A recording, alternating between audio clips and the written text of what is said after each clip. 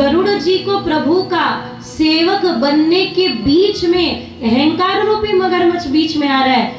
आपको और मुझे किस मगरमच्छ ने पकड़ लिया है? एक बार देख लो। अहंकार, ईर्ष्या, भेद, मत्सर, क्या हम अपनी ओर देखें, हम अपनी ओर देखें। क्या रोक रहा है हमें प्रभु का होने से? क्या रोक रहा है हमें उनका हो जाने से? क्या रोक रहा है हमें उनका नाम गाने से? क्यों नहीं गाते हम उनका नाम? कुछ नहीं चाहिए, अरे चलते उठते बैठते घूमते कहते रहो हरे कृष्ण हरे कृष्ण। दिक्कत क्या है? पर कौन सा ऐसा आलस रूपी मगरमच्छ है, कौन सा ऐसा अहंकार रूपी भेद रूपी मगरमच्छ है जो हमें प्रभु के भजन से रोकता है, जो हमें प्रभु का होने नहीं देता है? देख ले, टटोल ले खुद को भी। गरुड़ का भी प्रतीक्षा न कर भगवान चल पड़े। फिर गरुड़राज आए और विराजमान होकर प्रभु दौड़े। देखो कैसी अवस्था होगी। आप कभी पंढरपुर गए ना, तो पंढरपुर के पंढरीनाथ के मुख्य गर्भगृह का जो द्वार है वो द्वार चांदी से बनाया गया हुआ है। ध्यान दीजिएगा, पंढरपुर के मुख्य गर्भगृह का जो द्वार है वो चांदी का बना हुआ है और उस पर मगरमच्छ ने पकड़े हुए गजराज और मुख में कमल पकड़े हुए गजराज और गरुड़ पर विराजे हुए पंढरीनाथ वहां दर्शन होते हैं उस रजत द्वार पर। मैंने एक बार देखा, सत्य सत्य कहूं तो हृदय भाव विभोर हो गया, नेत्रों से अश्रुधारा बहने लगी। प्रभु ऐसो को उदार जग माय। हम वहां पद्मनाभ जी के दर्शन करने गए।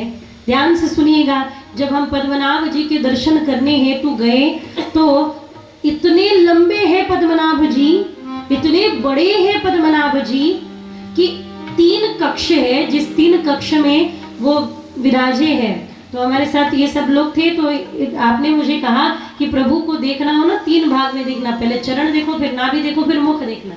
तो हमने चरण देखे, फिर नाभि के दर्शन हुए, नाभि प्रदेश के दर्शन। अब मुख के दर्शन होने ही वाले थे तो पुलिस ने पहले खींच लिया।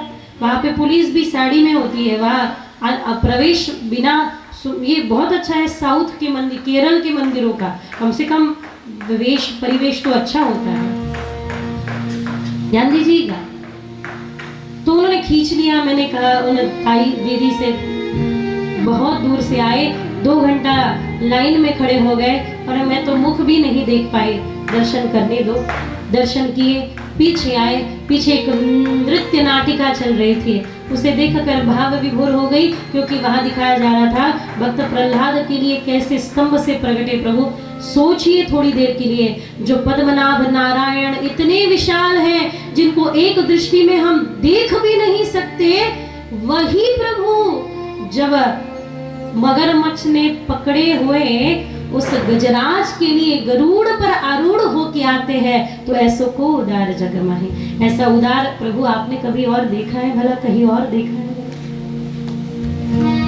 जो निर्गुण को भजना चाहते हैं वो भजने निर्गुण को। अरे हमारे लिए तो प्रभु सगुण होके आए हैं, हमारे लिए हम जैसे होके आए हैं। और इसलिए ये चमक जो है, ये चमक, ये धमक किस कारण से है?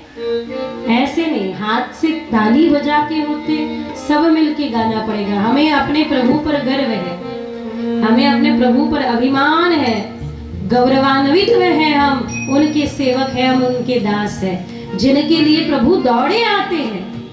बाळंतीण करतात, बाळंपण करतात प्रभु आपल्या संतांच्या। नामदेवरायांच्या घराचं छत जळालं तर ते छत टाकण्याकरता देव आले।